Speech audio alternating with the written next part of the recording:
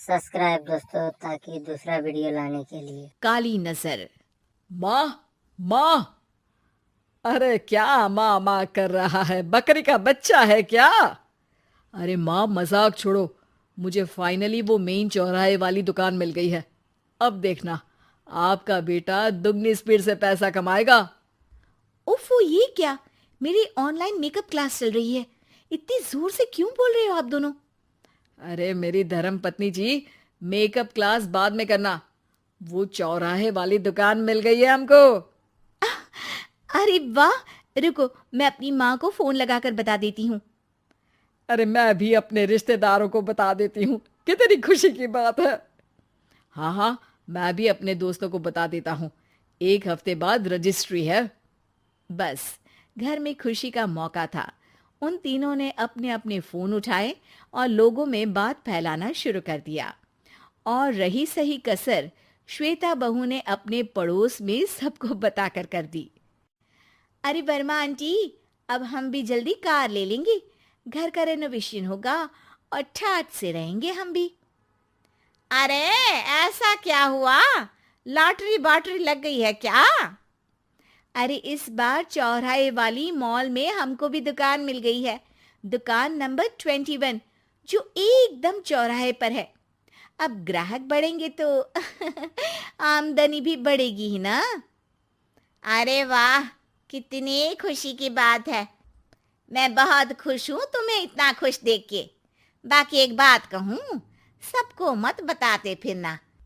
किसी की नजर लग जाएगी तो खुशी की खबर वापस लौट जाएगी।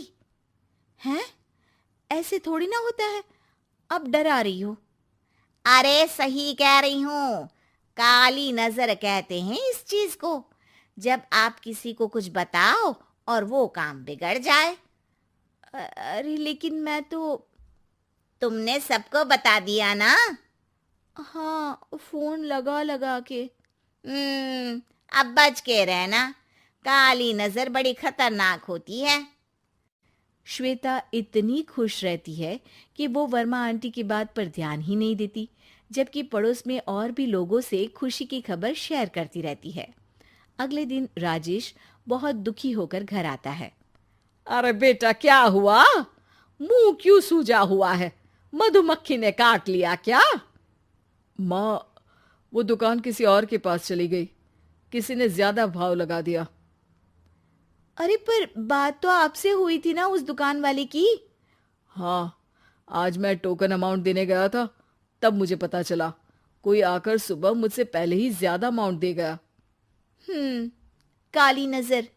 क्या? क्या कहा? वर्मा आंटी ने समझाया था कि किसी को बताना मत, वरना काली नजर लग जाएगी। अच्छा, तुम्हें उनकी बात मान लेनी चाहिए थी। उनकी बात मान लेती, लेकिन उसके पहले ही सबको बता चुके थे ना हम तीनों।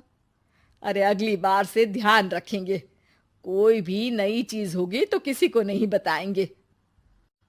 तीनों कुछ दिन ऐसे ही रहते हैं, पर एक दिन श्वेता को एक मेल आता है। राजेश, मेरा ऑनलाइन मेकअप कोर्स कंप्लीट हो गया। अब मैं खुद का पार्लर खोल सकती हूँ। अरे वाह, अपने मोहल्ले में ही खोलते हैं। ये जो घर के सामने दुकान है ना, वहीं। हाँ, यहाँ सस्ती भी मिल जाएगी। अगले दिन श्वेता वर्मा आंटी के पास जाती है, मिठाई का डब्बा लेकर। अरे आओ आओ, कैसे आना हुआ? जोर से नहीं बोलूंगी।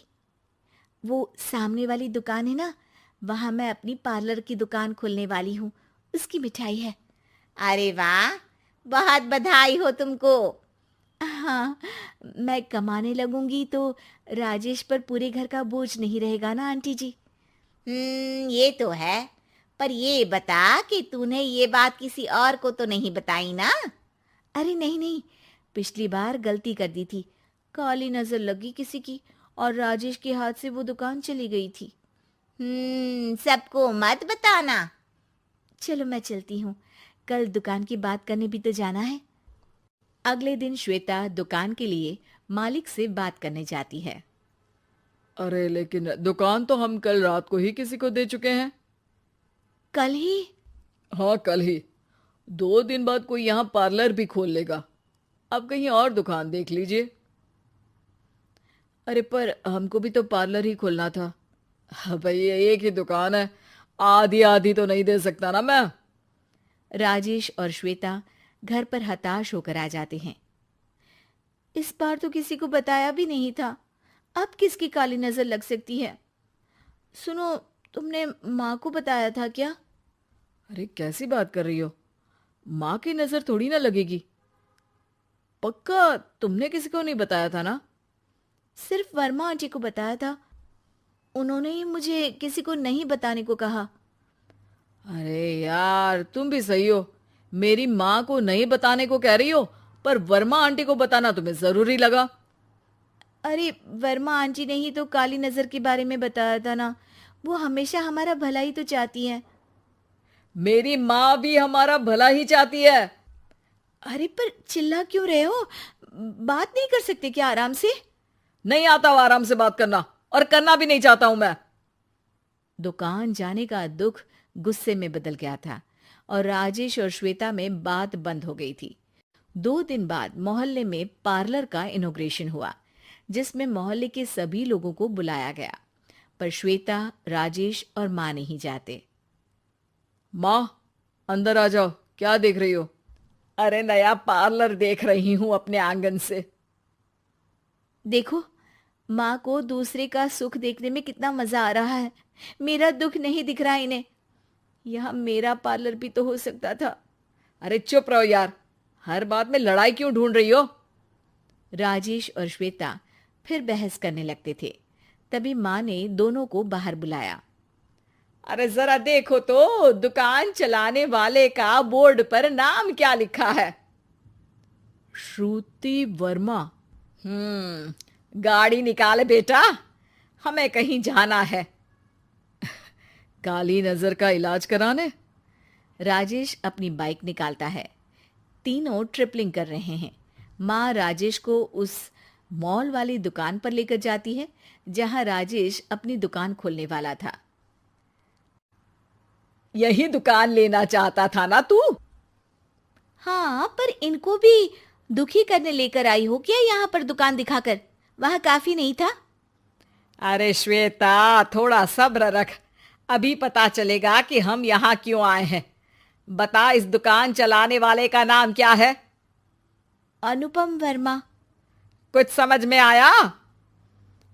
वो दुकान वाली श्रुति वर्मा, ये दुकान वाला अनुपम वर्मा, और हमारे पड़ोस में हमने उस दुकानों के बारे में बताया किसको था?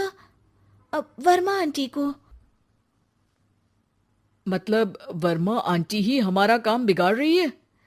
नहीं नहीं, ऐसा नहीं हो सकता, ये बस इत्तेफाक है। राजेश अपना फोन निकालता है और श्रुति वर्मा और अनुपम वर्मा के नाम फेसबुक पर सर्च करता है, जहां ये दोनों ही वर्मा आंटी के रिश्तेदार होते हैं। श्वेता को समझ में आ जाता है कि वर्मा आंटी की ही नजर काली नजर है। अब क्या करना है?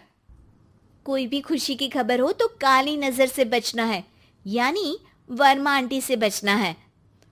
अरे पर मुझे ये समझ में नहीं आया कि वो हमारे साथ ऐसा क्यों करेंगी। अरे बेटा, एक सीख है, दूर के आदमी को आपकी तरक्की से कम परेशानी होगी, पड़ोसी को ज्यादा। दोनों माँ की बात में हामी भरते हैं और अगला काम चुपचाप करने की कसम खाते हैं, ताकि आगे से वर्मा आंटी कोई काम ना बिगाड़ सके। सब्सक्राइब दोस्तों पार्ट 3 के लिए।